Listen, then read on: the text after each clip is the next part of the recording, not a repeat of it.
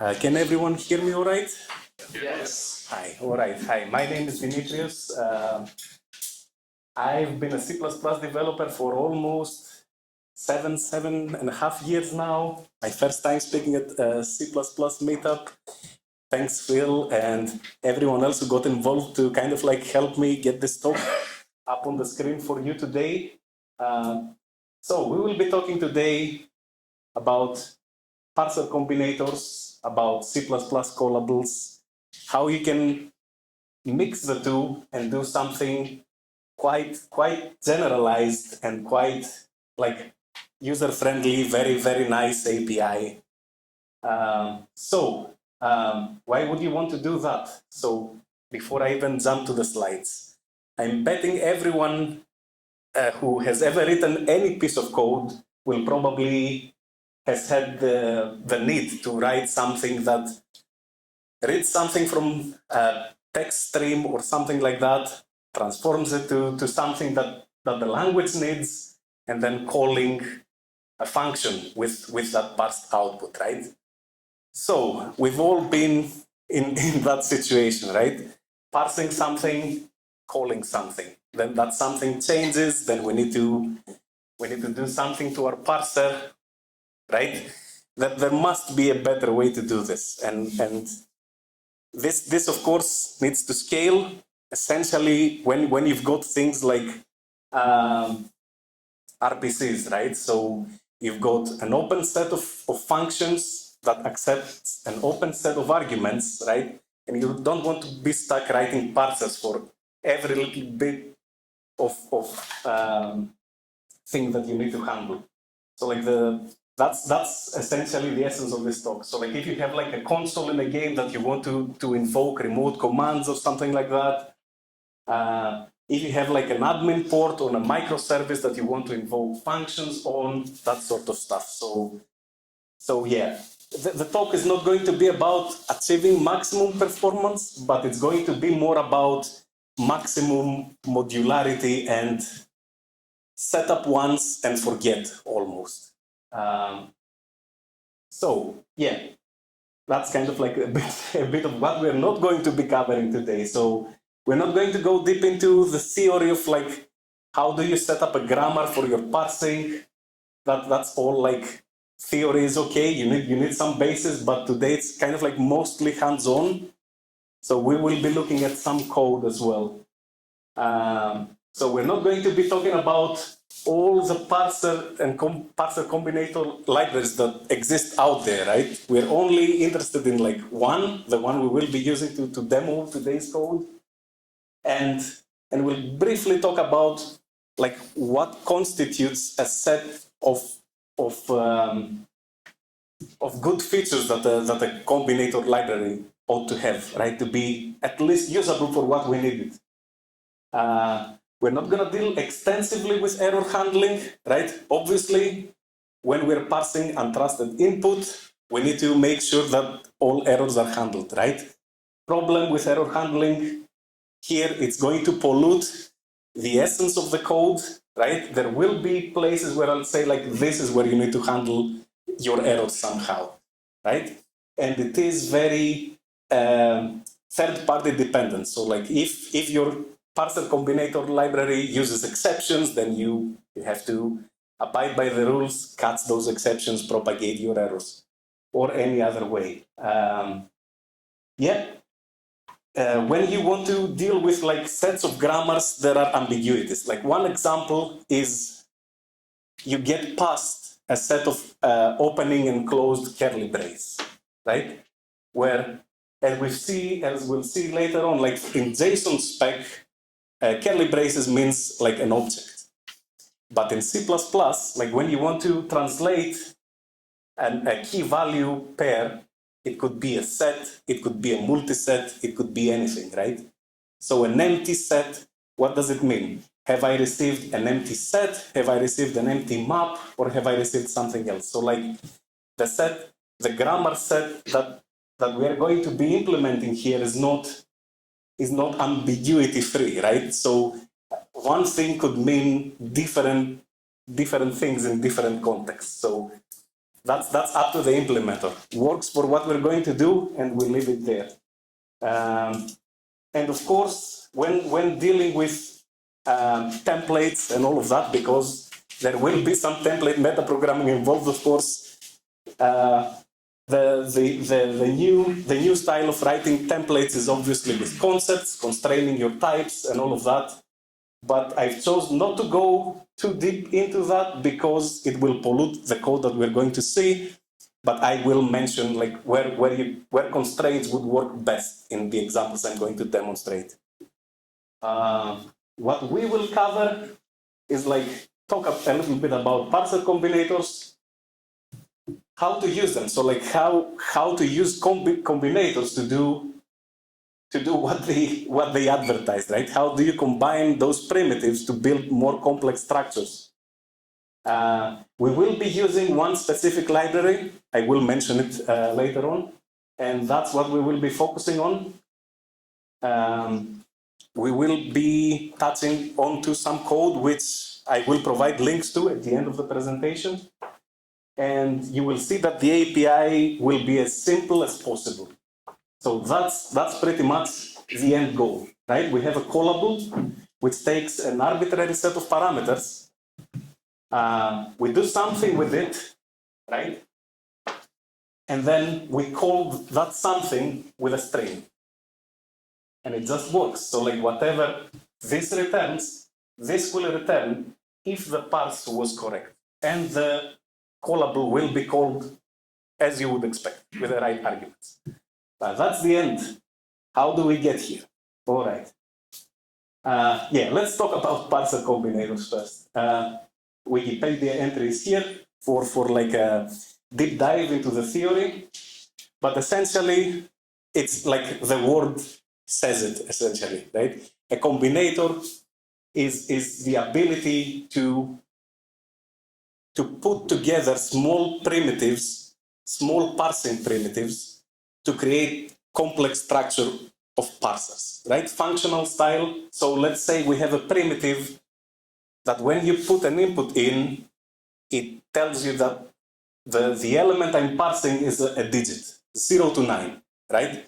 And then you have another primitive that says 0 or more of 0 to 9, right? Then you build on top of that. And then you say, do that. Then, for example, parse some white space, then parse a comma, then parse 0 or more 0 to 9s. And that's how you get, let's say, a list of numbers, right? So how you combine those primitives to build up a complex parsing structure. This sounds familiar, obviously, because regex does the same thing, right? But here you do it in code instead of just typing like your little regex that no one remembers and everyone has to look it up on Wikipedia and try to see that my regex works for what I want to.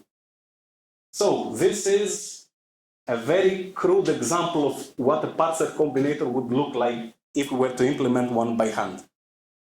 Right? So let's say you've got the output. As you can see, like the output is pretty much, well, no, let's start from like the basic primitive, which is parse a letter, right? No implementation, we can all imagine what this does. Gets an input start and an input end, so your range of inputs. And let's imagine it returns start and start plus 1, so like an output of parse output, which is begin plus 1 as its end member, right? When it successfully parsed a letter, A to Z or A to Z capital. Then we got the combinator part of it, right? Where it says 0 or more. So it accepts the parser, obviously, and it looks until the parser's result was false, pretty much, right? So this one will do 0 or more of these parsers, and it will give you an aggregate of the output. So that's what the parser combinator is in a nutshell, right? Obviously, we need. Sorry, yeah, that's the equivalent regex, A to Z 0 or more. What we need is to go from this to actual typed output, right? So for letters is, yeah, pretty much characters. So like this example doesn't demonstrate this very well, but if we had like parse numbers, we would expect not just the match, but like the number as an int, for example, or whatever kind of numeric value we requested for the parser to give us. All right. So yeah, that was the word about producing structured input. So like a parser combinator in theory will only return matches, right? So like you ask me what to match, you give me an input, I'm telling you I managed to match something from that input, and here is how much of the input I used as this is my match, right? That's what regex does. It says like from all that text, like the first 10 characters is what I matched as input 1, for example. But we want to go, let's say, like from this match, which is begin and end, right? We want to be able to make this a double. And that's essentially, well, yeah, floats are very hard to parse. Like if you want a complete floating point parser, it is deceptively simple, but yeah, trust me, it's not. I tried to demo it here, but it's like extremely complex. As in, you have to think about infinities, you have to think about not the numbers, overflows, exponents, other than base 10 numerics. It gets crazy. Okay, so at least we got third-party libraries to support us with most of that, right? So we won't be rolling our own today, obviously. Yeah, so if we were to choose a third-party library, right, what would we look for? Usually the typical stuff. If you look around, every notable parser combinator library does some of the following, right? Every library deals with parsing digits, letters, skipping white space. They provide composed primitives like comma-separated lists of things. They provide literals, numerics, and yeah, again, the numerics is like up to a degree. Some people and some libraries, some implementers choose not to go like too deep on numerics and all of that. We'll see that later. And you got your typical combinators, right? With all the regex equivalents. So like 0 or more of x, 1 or more of x, exact times of x or y, right? So this is pretty much what someone would expect if they were to adopt a third-party combinator library. And of course, they must give you a way to, if something is not implemented by the author, they must need you like a way to do it yourself, right? Just have a type, override the function or something like that, where you get the input and you do whatever you want with it. For this talk, we will be using Lexi. Link is here. All the slides will be available, of course. I did the same thing with Boost Spirit as well. Different sets of features for each library. There is a lot of overlap, obviously, right? They're all doing the same thing almost. PGTL, I've got it here. I haven't looked at it in detail, but it was mentioned when I did my research. It was mentioned almost everywhere, so I feel obligated to put it here. Or you can roll your own, right? If you have free time, if you want to explore a bit more, you can roll your own. I did that. Not as extensive as what I've got here, but at least I tried. Okay. Yeah. So like, what do we mean? So like when you get that library, get your dependencies up and include your headers. What do you expect? How do you make it work? Right. So those are the three most common concepts across all the libraries I've researched so far, and they go like so. So like we have something that describes a parsing rule, which means how do you expect the incoming input to be structured in order to have a match, right? So that's the regex, right? So you got a rule, you apply it over an input, you get or you don't get a match. That's it. The value is, okay, we got a match. What does this mean? So like we got a match of 0 or more characters. What does it mean in like a C++ parlance, right? So we got a string essentially, 0 or more characters. How can you represent it in C++ as a string? You can represent it as a vector of characters. You can represent it as a list of characters. Doesn't really matter. What matters is that how you go from your rule match to C++ typeland, right? Some libraries have got abstraction over this, so you can have the match and then say, from that match produce a list of characters, or from that match produce a string. Other libraries have concrete types, so like if you try to match a sequence of characters, what you're getting back is a string. That's it. Doesn't apply to what we're doing. We will be using like concrete types. We're not going to go full-blown abstract on value generation. And the production is a combination of the above. So a rule on how you parse and a value type. What do you do with that match, right? That's pretty much it. That's all you need to do combinators, right? That if a combinator library provides all of this, then you're good to go, whatever that library is.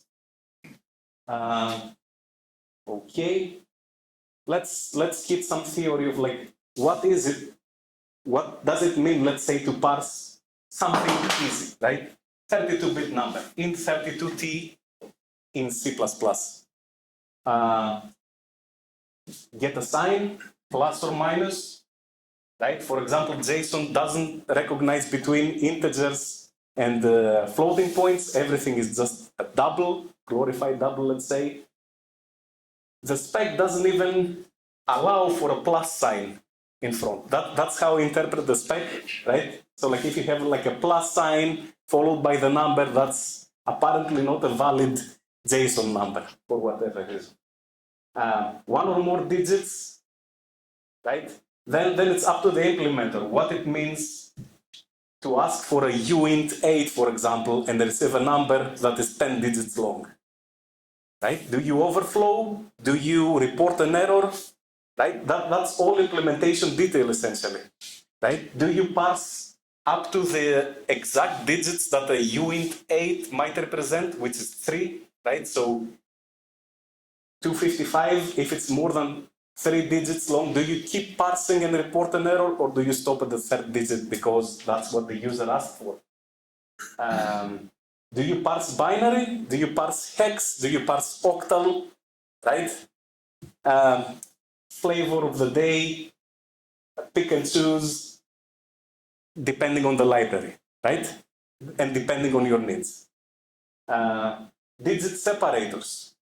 And then we got locales. I don't want to touch locales a lot. Like if you follow some certain people on Twitter, you can see that there is a lot of hate about STD locales, right? So what is a digit separator? Is it a comma? Is it a dot? Is it an underscore? Depends on your needs again, right? So all of that, a simple sign plus one or more digits, right? That would be your very basic regex for parsing a number. And that's like an integral number, no floating point there. Okay, so Lexi specific, right? So this structure in Lexi represents a production, right? So a combination of a rule and a combination of a value. Now that's kind of like handling white space. So like you can pass, like as you can see, you can pass an input which has leading and trailing white space. Having that member there informs the underlying machinery that, yeah, just trim white space while you're parsing. So as you can see, this is the rule. It's already set up for us, right? So you can say like integer uint32. Let me do it with a laser beam because technology, right? What is not being shown here is that there is like a second default parameter there about your base. So it defaults to decimal base, right? So it expects decimal digits, but you can have like a base of all the regular bases like hex, octal, binary. And Lexi will deal with that for you. And Lexi works like so. So you invoke this function parse with your production, right? With your production type. You pass in an input, and the input could be like a string input, file input. So like there is a layer of abstraction on top of that. You provide an error callback, which I haven't defined here. There is an error callback in the code that I'm going to demo. So essentially, when you get a failure, that callback has got a call operator, which has got some data there, but what you can do is essentially find the place within the input that the parsing failed, right? And then you can propagate this up to the user. Parser combinators are notoriously hard to get good error output of because of the combining nature of them. You can be like 10 layers deep, and then you have to propagate like which part of your parser failed up to the caller. That's the hard bit, and that's kind of like the one of the downsides of this approach, unfortunately. So like that's how it looks like in a nutshell, right? And obviously, it's in the name. This thing just parses a uint32. FYI, the semantics are exactly as like a standard C++ uint32. It would it overflow? No. It does report an overflow error. So it will parse all digits until there are no digits. We'll try to see if it overflows, and then the parsing will fail if it does. So we need to find a way to generalize this, right? So we got one parser that parses uint32s. This is definitely not scalable, and that's where the nature of the combinators comes into play. So how we need to make something a bit more generalized than this, right? To be able to extend. That's the end goal, not just make it parse all types of ints, obviously. So we'll go from this using some templates and specializations into something like this. So you got your base template, which is for which there is no definition. So if you hit something that is not defined, then you'll get a linker error. Or, as you can see in the code, you can create a body for it and put a static assert that always fails. But that static assert shouldn't be static assert false. It has to be associated to that T, right? Otherwise, the program will just not compile. So a simple is not same T, comma T value will work, right? So you'll get like a nice error message. So like I didn't find a specialization for the type you tried to pass. It's an error. And then we specialize for every type that we want to write. In this case, uint32 specialization, and it uses exactly the same body as we've seen on the previous slide. All right, time for ID. Let's see, will that even work? Okay, we need to change screen somehow. Yeah, no. Oh, there you go. All right. It's a weird setup now, but I can see it from here. All right, so same deal with a little bit more complexity. This is our base template, right? And you can see that it is a variadic. And the reason why this is a variadic will be demonstrated in a little bit. Okay. All right, so let's. Right, so a variadic specialization for any type of of a variadic pack of 1, right? That's the static asset we were talking about, right? This will fail if you hit this specialization.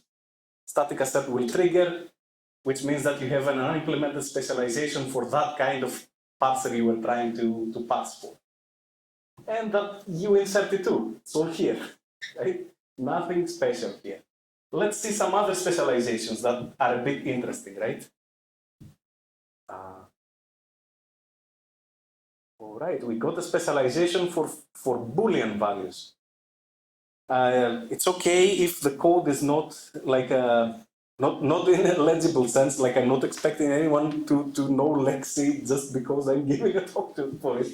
But it's the same kind of structure. So you're handling white space here, and then you're expecting like a bunch of symbols to be present for the parse to be successful. In this case, true, which maps to a value of true, and false, which maps to a value false. And we get an identifier for that specific symbol table, and our value is a bool. So if we ever said like a parse helper with a bool, this will give us the rule and the value of how to interpret bools, right? Let's move on, something even more special. A vector of values, so specialization for vectors, right? And that's kind of like where our own flavor of like how we want the results to be parsed comes into play. For example, I chose almost JSON-like notation, right? So anything that represents a list essentially is a square bracketed list. So this little rule that is provided by the library says that start with a square bracket, get an optional list, so like it could be 0 elements, of the inner parser, so like a parse helper of T, right? So vector of bool will try to find open square bracket, 0 or more bool combinators, and a close bracket with a separator of comma, right? So this, you can see how it all composes, right? So if we had a bunch of fundamental types and a vector, now we can create parsers for vectors of all the fundamental type combinations we just defined. Very powerful. We can do strings. Obviously, most of this is already packaged with the library, right? So I don't have to write a lot, but you will see examples where some things you have to write yourself. So string, yeah, of course, we don't handle escape sequences just like JSON, but we could. What I'm doing now is wrapping it into like a trim white space and expect a quoted sequence of characters, right? Nothing special here. Just a quoted sequence of characters with trimmed white space front and back. And the result is a string. And this is passed, this already exists in the library, so like we don't have to write anything special here. So now we can parse strings, we can parse ints, we can parse vectors of things. And of course, here, like I haven't implemented everything, but instead of vector, you can imagine any container here that is a sequence container, like vector. So lists, forward lists, your own kind of vector doesn't really matter. Let's move on. What else do I have? I have optional, right? So what is optional? I'm not gonna go through the code anymore in much detail. So like it's either the literal none or a parse of your inner structure of T. So it's either a T or a none. Tries for a none first, doesn't find it, tries T, and it returns an optional of either null opt or populated with a value of T, whatever that T is.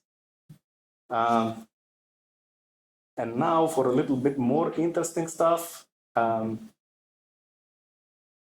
tuples. And that's kind of like the the most top level that we have to go. So the original template was variadic, and that will help us interpret tuples.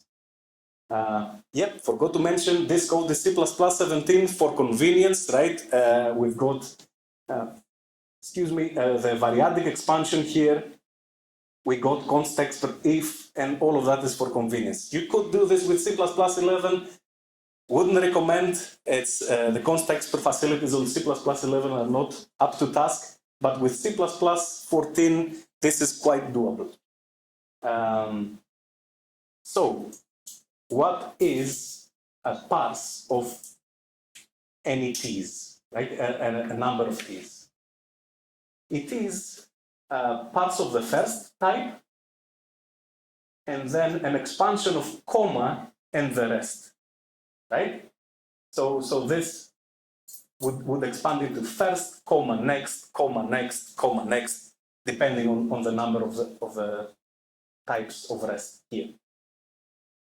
And then we have a specialization for tuple, right, which essentially needs a parenthesized version of the above. So like open parenthesis, call the above, close parenthesis, and then that matches a tuple.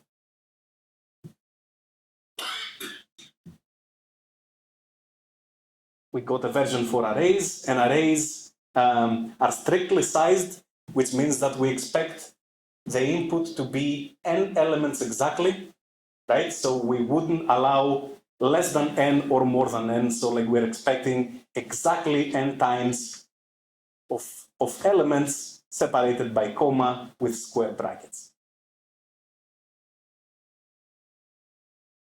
This is a helper function, and it is a helper function for associative containers. So set here and map here.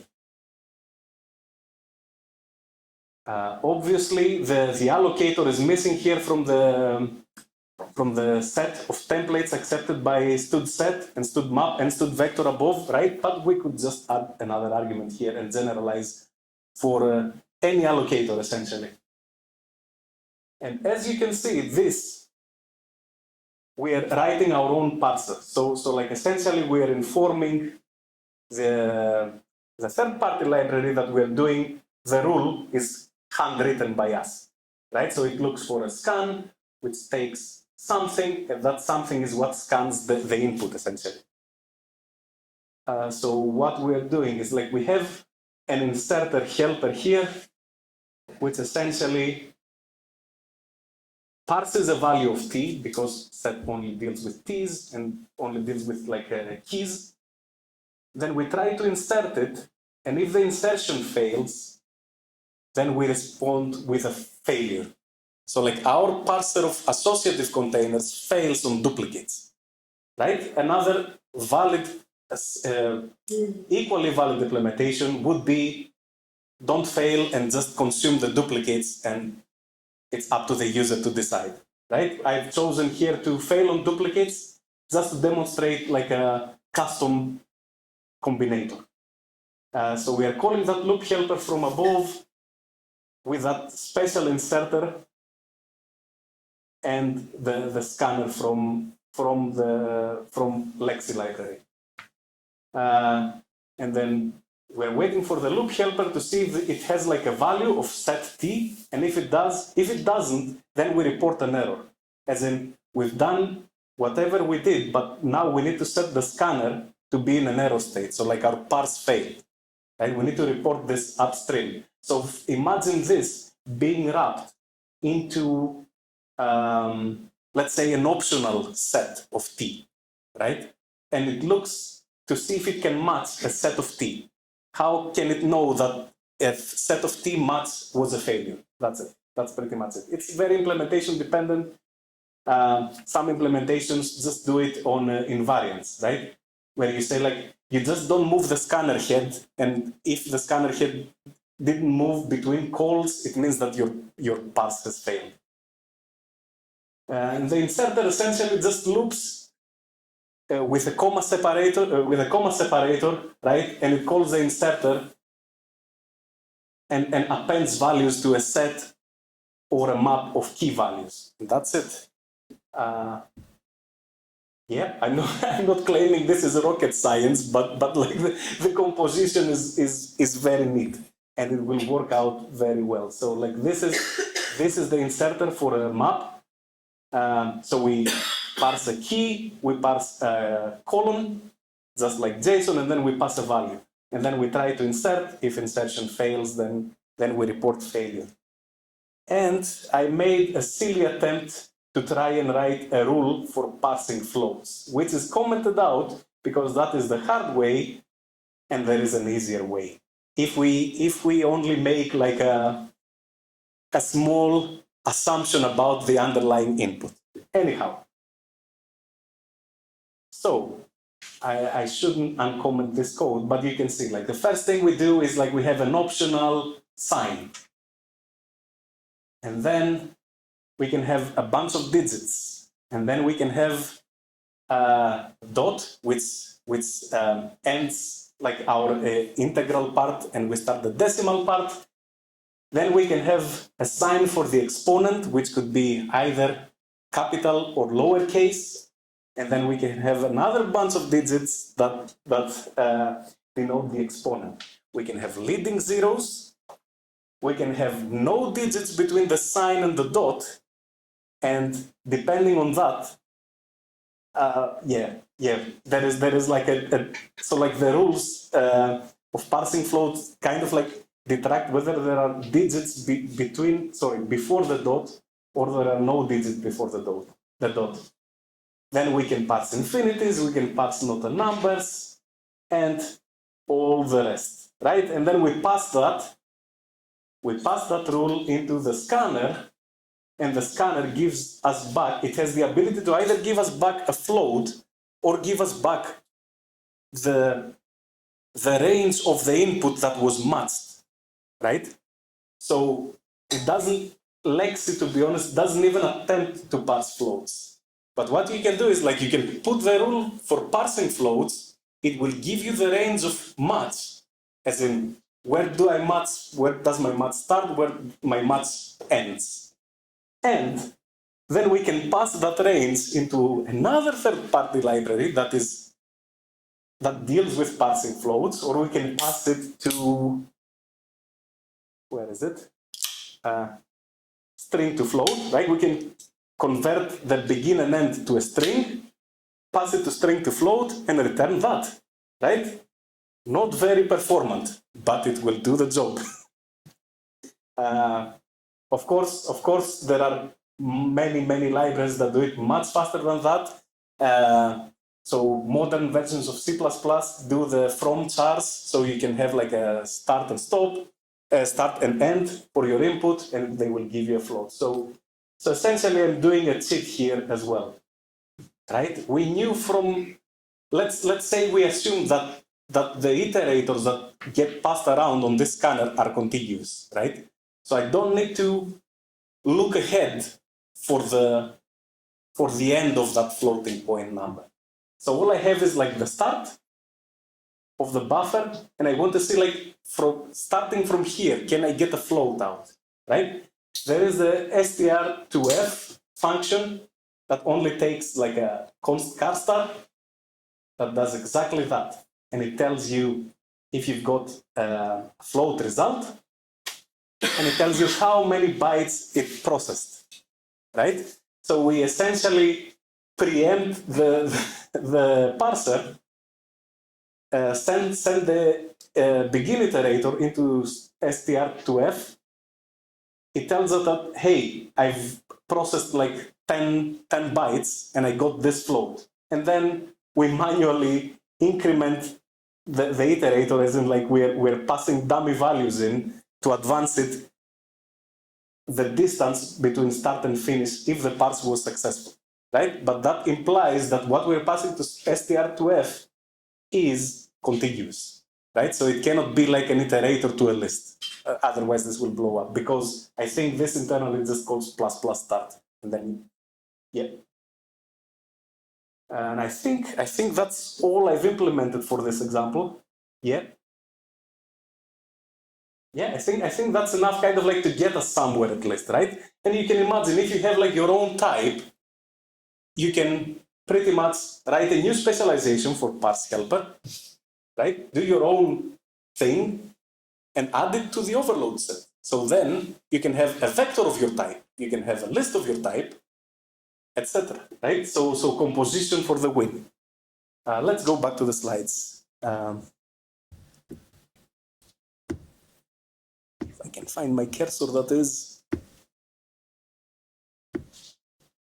All right. So yeah, as we said, like extensibility and composability. Those are the wins of this approach, right? Imagine writing your own or like overriding STD hash for your own type, right? It's pretty much the same idea. You override that parser helper, do it parse your own type, and then all the supporting functionality will allow your type to be part of containers, part of optionals, part of whatever. Yeah, there is a slide missing here about the disadvantages of this approach. Two big ones. If you ever get a template error, yeah, it gets really bad really fast. So you can get pages with info about specializations, and yeah, it's not fun to go through. I mean, some compilers do it better than others, but still, if you're like deep into like a nested template hierarchy and you get an error of like a type missing or something like that, yeah, compiler spits out pages and pages of error info. It's not fun. And the other one is Stack Overflows. Stack Overflows because if you go into like a deeply nested hierarchy of types and your calls are always recursive, like a map of vectors, of optionals, of strings, right? You can follow the logic, right? If your type composition grows out of bounds, then you're almost guaranteed to hit like Stack Overflow with this. Yep. But in that case, right? Obviously, disclaimer: nothing beats a handwritten parser. This is convenience mostly. So yeah. So far so good. We can do lots of things with what we've already got, which is like what 150 lines of code or whatever. We can do lots of containers. We can do lots of primitives, and we can compose. So yes, we said like those parse helpers got the rules and got the values of like what we're trying to parse and what that result would be. But I promised you calling C++ functions with this, right? So there is a bit missing, and that's what we're going to do next, right? That's the owl, Phil. Okay, so the obvious next steps, right? How do we use all of this mechanism to call a function? So like essentially we got the template to parse anything, right? But how do we know what we're about to parse? What do we want to parse? We want to parse a thing that gives us a set of values that match the arguments of a callable, right? So you got a function that accepts an int and a string. You want somehow to figure out how to build a parser that returns an int and a string, right? We got the rules, now we need to find a way to put them to good use. And the rest is obvious, right? So if you get that, then you can build a tuple of those arguments, call the callable with std apply or something similar, and you're good. So how do we do this? Same exact way as we did the composition. Partial template specializations to the rescue. So, okay, back to code.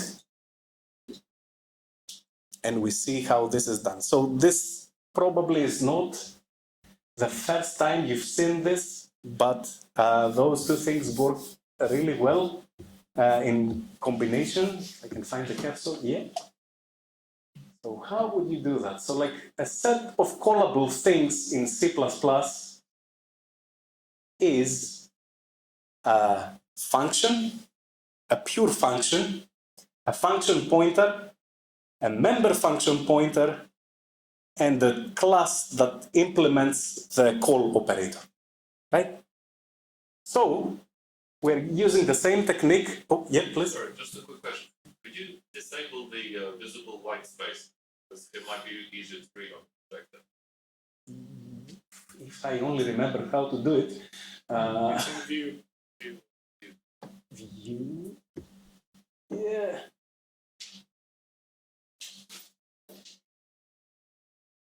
What am I missing?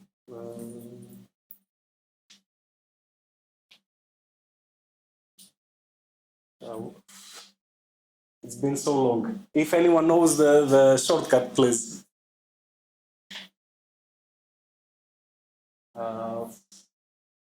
Is it okay if I leave it for now? Yeah, sorry about that. It might take an unbounded amount of time till I find it. So, yeah, please, apologies for that. Yeah, I'm sorry to put everyone, look at my theme and complain about it. Okay, sorry, back to the call. Back to the talk. Yeah, we got a set of things that are callable in C++. Same way with parser specializations, right? We can have a base template. Right now it's implemented as well, so the base is implemented. And then we got specializations for function pointers, member function pointers, and I will go into why all of these overloads exist. Not overloads, excuse me, specializations. And pure functions here. So pure function, that's pure function, and that's function pointer. Anyhow, yep. The problem with this approach, this overload set is obviously incomplete. Why? Because member function pointers and member functions in general, they can have specifiers. So const, volatile, no except, L value ref, R value ref, and any combination. So you can imagine, in order to write a full overload set, you need, I don't know, 2 to the power of 5 combinations, right? So I haven't written most of it, actually. The most important one is obviously const, so that const and non-const, volatile. I don't think volatile, is it being deprecated on function signatures? Anyone knows? Well, I think some uses of volatile are deprecated on more modern C++ standards, and I think this is one of them. I can't remember for sure. There are obviously better techniques to spell out the whole set of specializations here, but you get the point, right? You have to do your const volatiles, const volatiles no except, and all kinds of combinations, right? You can pretty much write them as you go, depending on your needs. So the interesting bit is here. So if something doesn't match, we go to the primary template, and the primary template takes the operator, the address of operator parentheses, right? So this pretty much is when you call a callable, and then you have these little helper functions in here, where again you have to spell out consts, const volatiles, and everything of the sort. So for lambdas will use this specialization, the primary template essentially, and they will most likely hit this little guy because it's const, unless your lambda is mutable. But the gist of it is that all of those specializations expose this alias, which is an alias of those args, right? So a tuple of those args. All right, so now essentially we've got the second part of the riddle, how you extract the types of the arguments of a function, right? So now we know the types of the arguments, we got the tools to build the parser for those arguments, and we're almost there. Let me show you how the glue works, essentially. Right? The glue is, 30 lines of code. Again, there is like some semantic ambiguities in here, but like we'll go through it. All right, so we call this with a callable, right? We move it in, we could just hold a reference to it. That's like a pure implementation detail. But the new callable accepts a string view, right? That's what we want. So like we want from the string view to produce an output that we can feed into the callable we just captured, so we can do what we want to do. Obviously, this implementation will only match by value arguments. So like if you get a const ref of vector, right, it will not find an overload from like the helpers that we wrote. Yeah, this would pollute the implementation, but you need to do like a remove const volatile references on the arguments, and then when you call apply, right, it will just do the right thing. What you need to do is find the specializations on the concrete types. So you can have const string reference, but you want to find the specialization for string. So remove const, remove ref, here's your specialization. Okay, so first line, we're using what we just saw on the callable traits to get the arguments of that callable, and we got it. So like this is like stud tuple of the arguments of whatever we used to call to whatever f needs to be called with. Of course, we cannot have like overloads, and we cannot have template parameters, because if you think about it, what drives the parse is the arguments, right? We need a concrete set of arguments to build a parser to forward to the callable. So we cannot have like a callable which is like a templated operator, right? Because we don't, like by definition, we don't know what we need to call it with. And the set of what we need to call it with is what drives the parser essentially. Like we got our types, right? We default initialize one of those. There might be better ways to do it where you don't constrain that tuple to be default initializable. And then like based on like implementation detail, we say like if there is no input, right? Don't even bother to. If the amount of arguments is 0, so like nothing to call the function with, we just don't even go into anything. We just say like, okay, we did find the match, and we will call the callable. Now, what is different is like if we have a callable with one argument, we are expecting the parse not to be a tuple of one argument, but just the argument itself, right?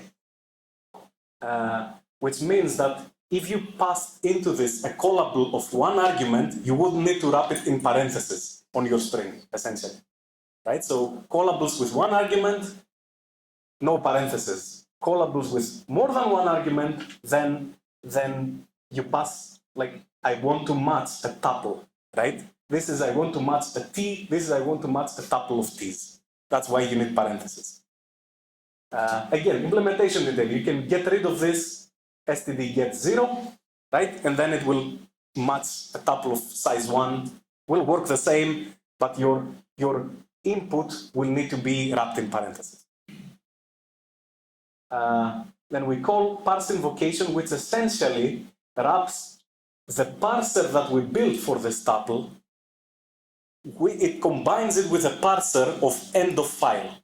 So that end of file primitive says that I parsed what I did, and then I need to parse an end of file. So like end of input. So that parser succeeds if there is nothing to consume.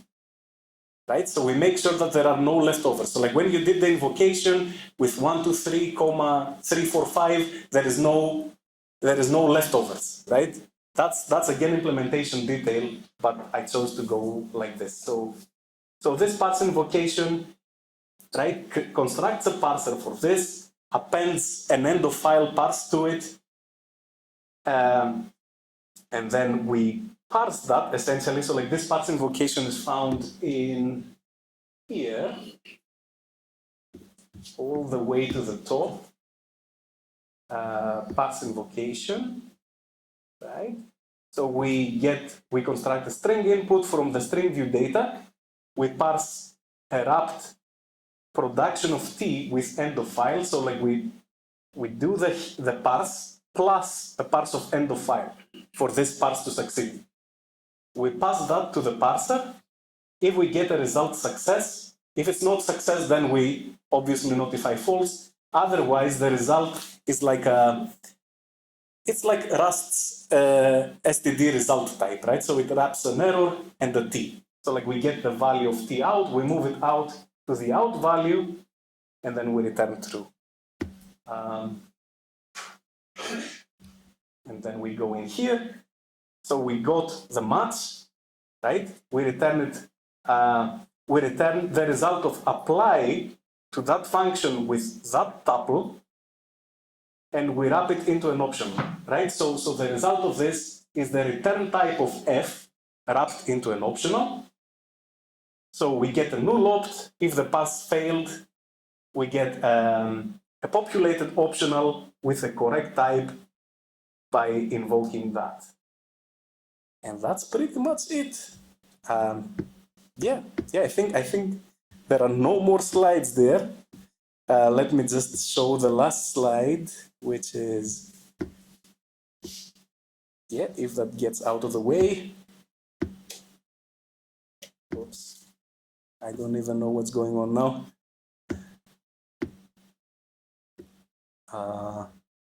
I will just shut down Studio. If I could. Sorry about that. Technical difficulties, always the case. Yeah.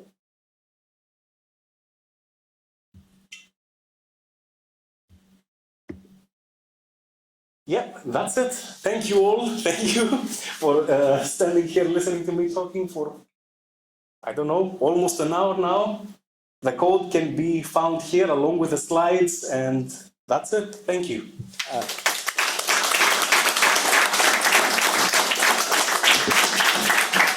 I don't know if we have time for questions. I hope not everyone's like falling asleep or something. Yes, please. Let me. Sorry, I need to press something here. Okay. Yeah. Go on, please. Very out of practice. It's been about 5 years since the last really I'm very glad to get back to it. The part of extracting the parameters, the types for a function, using specialization, is presumably extremely generally useful, beyond parsing situations. So, is there anything in Boost or in the standard library that can help with that, or can that be packaged up as a? I'm not sure. There is, in Boost. Yeah, like on the lexicon and Boost, you can extract. Yeah. Oh, there you go. I know Boost has got a PMR, is it called? PFR, I'm not sure, which almost does the same thing for aggregates. So like you can have an aggregate type and you can get a tuple of arguments for the aggregate type. So all of this mechanism can essentially work to parse values into aggregates instead of just calling functions. So like as soon as you get an extracted tuple of something, I'm not sure if there is something like that on the standard library, at least for the functional side. But yeah, the most important inhibitor is the combinatorial explosion of the signatures, right? So you got const. You want somebody else. Exactly. I don't know if deducing this. I don't know if you're following like latest standards and whatnot. But I don't know if the deducing this mechanisms where it exposes a this parameter, right? Where you can then generalize on this, and this can be const, volatile, or whatever, right? So maybe that's like an avenue of like a super generalized extractor. Haven't looked into it. It's far in the future for any practical case, at least where I'm working for, but it's like interesting to follow. It's not going to simplify that. It's not going to simplify that. You're still going to have member function pointers, which are the difficult thing. Sorry.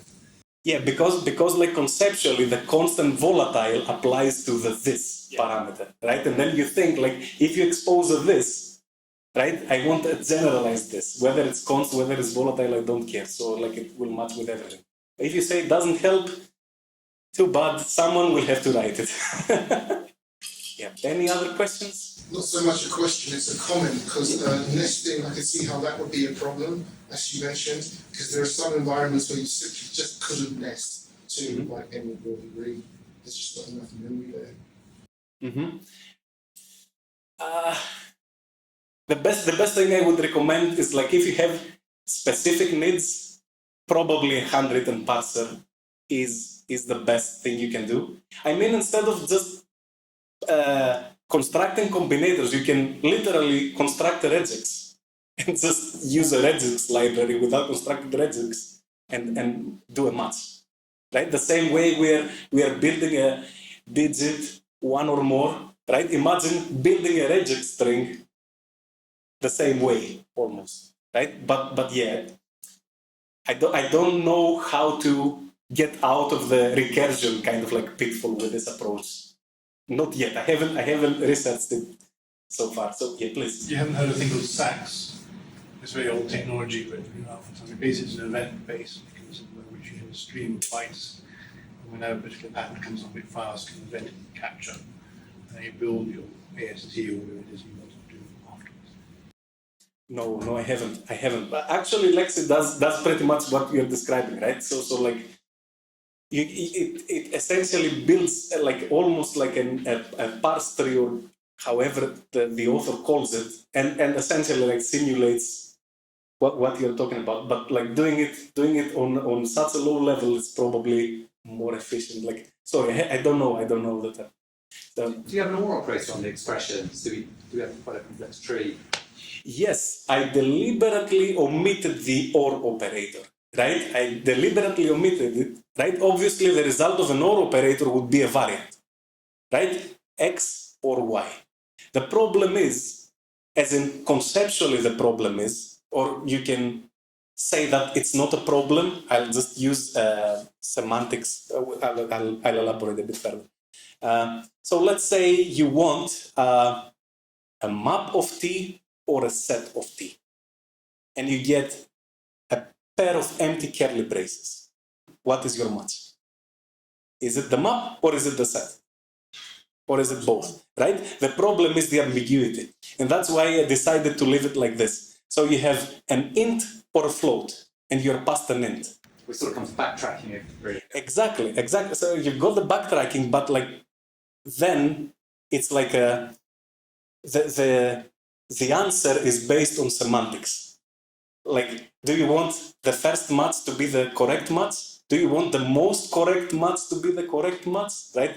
It doesn't scale in a generalized way. I know exactly what you mean, but like there is no general solution to it. And does the library have? Yes, it does. Yes, it does. Yes, it does. Of course it does. Yeah.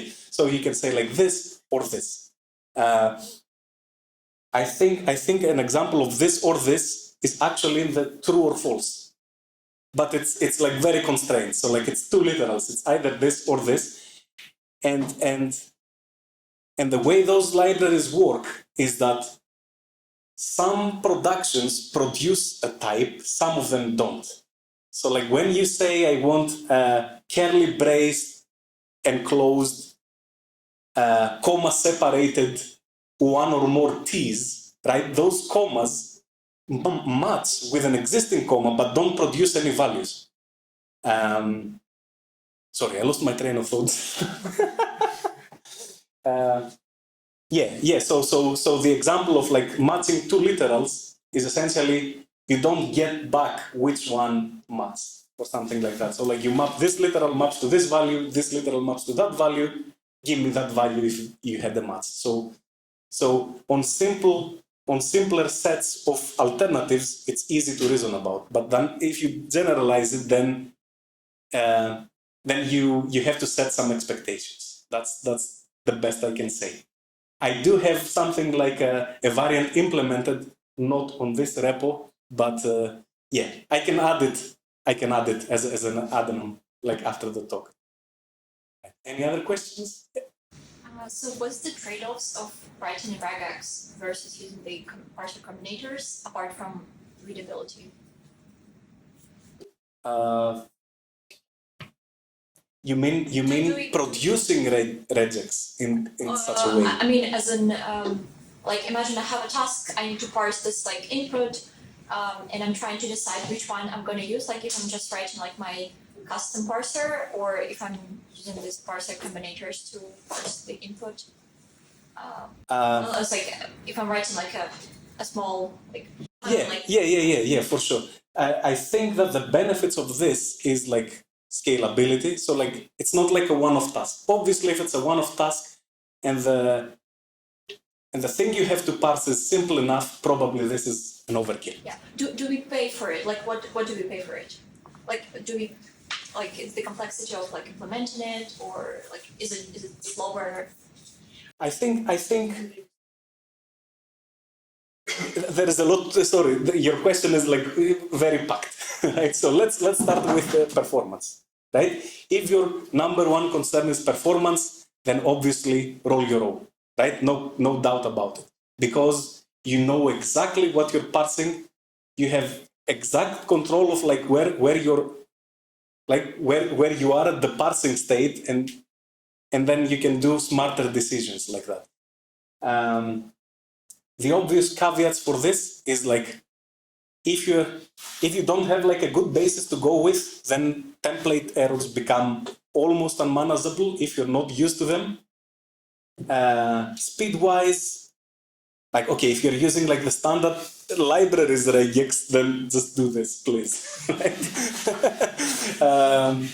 But yeah, you pay for it in complexity. What you get from it is I've got this mechanism now. I can pass any callable, right, within like a reasonable set of callables, and it will just work. That's it. But like your custom parser, you have to like, oh, now I need to add another parameter. Let me think about it, and it goes like that, right? I hope that answered your question. Just to add further on that, so like the class of languages you can parse is very different. Like a regular expression engine can only, or a true one can only parse regular language. This can parse arbitrary LL grammars. So it's a much wider set of languages. Yeah. Like I haven't tried it on anything more complex than something that resembles JSON, right? The JSON in the title was almost clickbaity because that's not exact JSON, obviously. But yeah, you probably can use it for binary protocols or anything along those lines. I'm pretty sure it would work with at least some rudimentary binary protocols. Now that I think about it, right? I haven't put a lot of thought to it, but you're correct. I think it could do. Pure regex can't match brackets, can it? All this kind of stuff. Probably not. Well, it's like recursive, yeah, not really. Yeah. For regex, like I'm not an expert as well. I have to consult like the manual almost always. So that's what I win from this, right? You write it once, and it works. That's it. Yeah, not advertising top line performance here, or caveats like Stack Overflows or constrained environment. Yeah. Hope that answers it. I suppose this is not just for fun, so you have some production problem. You had some production problem to solve with all this stuff. So can you add more context? Why do you need all the parsers and combinators? What did you try to solve actually? All right. Yeah. So at work, right? This is obviously like a demo of like what runs at work. At work, we didn't use Lexi, we used Boost Spirit because we already consume Boost as a dependency. So Boost Spirit X3 does almost the same thing. Like you build it the same way. What we needed to do is essentially we have like a bunch of microservices, and every microservice needs, so like all of this runs obviously in like an in-house infrastructure, so like no security issues of that kind of sense, right? So like we are operating those microservices pretty much from like a constrained network. And we need an admin port for those microservices, right? So finance sector, for example, we got like a service pricing, a few instruments, and then we need to say like, stop pricing this now, shut down, start this service, stop this service. So you can imagine like the set of things that we need to invoke is large, right? But the set of types that we call them with is almost primitive, right? Vectors of strings, numbers, and all of that. We're not using anything fancy. So I think this, like, and that's it. Like, that's almost the complete set of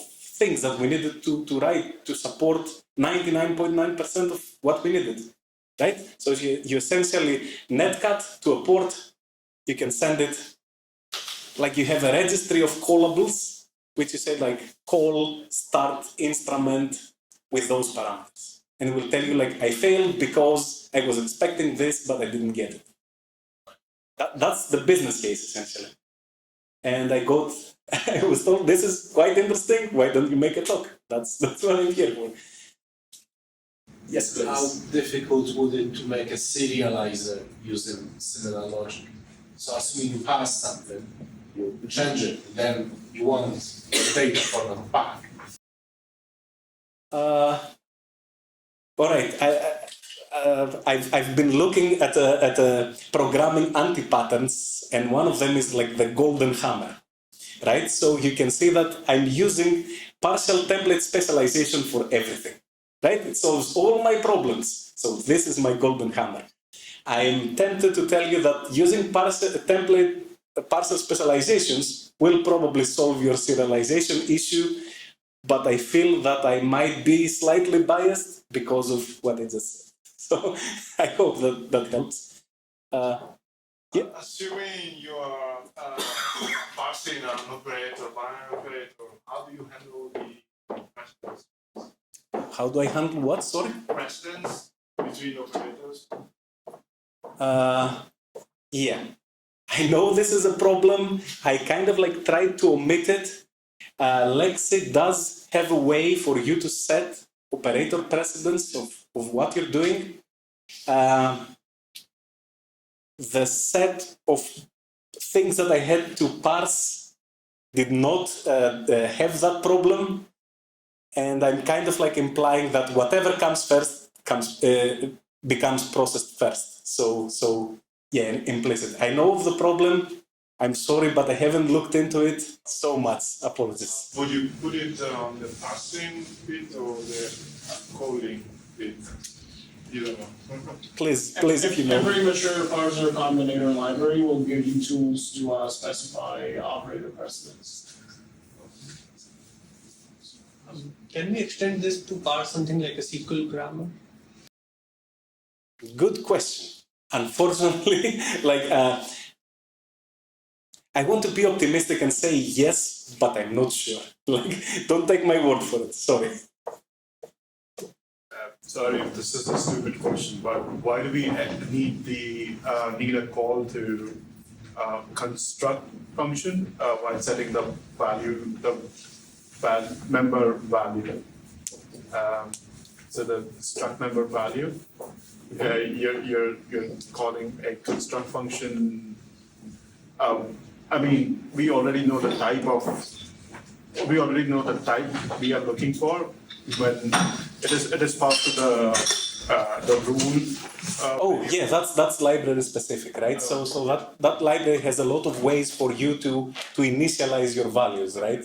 So if you have like a sequence of these, you can essentially put like a callable there that will essentially do like a dot insert, right? If you're extracting a list or a dot pushback or a dot in place back, it's just semantics based on the parser. So yeah. Any other questions? Yeah. Could you comment which one's better? I see it was better because you spoke. Yes. I have a few points on that. Are we good on time? I think we'll make this the last one. The last one. Okay. All right. Last one and best question. Okay. Boost Spirit X3 blows your compile times. Like it's too heavy on compile times. Lex is not as bad.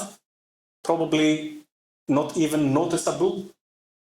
You can do things to make it a bit faster, but Boost uses Fusion underneath, to give you that composability of like how do you extract into a vector or how do you extract into a list. And Boost Fusion is template wizardry, right? So it's very heavy. So like as soon as you include something like that, then we're talking about 30 seconds per header, almost. Yeah, it gets like on my machine, right? TM. But then you can split your combinators into different header files, right? So you can say, I'm never going to parse a list for this. So like I'm not going to include the combinator for list, right? So you save. So for me, like I have all the combinators in one header, which will obviously hurt my compile times. But you can do things to spread it out and use like a include as you go kind of thing. Yes.